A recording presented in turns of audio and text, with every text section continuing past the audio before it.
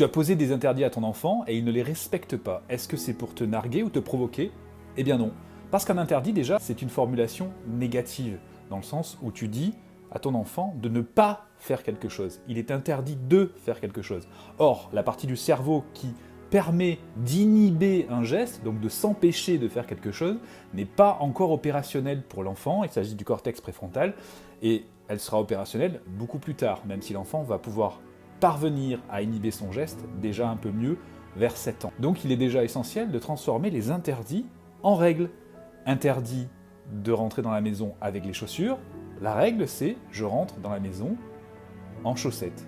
Comme ça il comprend qu'il doit laisser ses chaussures à l'entrée. La deuxième raison est que les interdits viennent souvent s'opposer aux besoins. Or, un enfant a des besoins qui sont de deux types, et il s'efforce tous les jours, et même à chaque seconde, de satisfaire ses besoins. Donc si un interdit vient s'opposer à un besoin, ça va créer un problème, et notamment l'enfant va ressentir de la colère, de la tristesse, et va peut-être rentrer dans une crise. Parmi ces besoins, on a notamment le besoin de manger, le besoin de boire, le besoin de bouger, le besoin de contact physique, le besoin d'attention.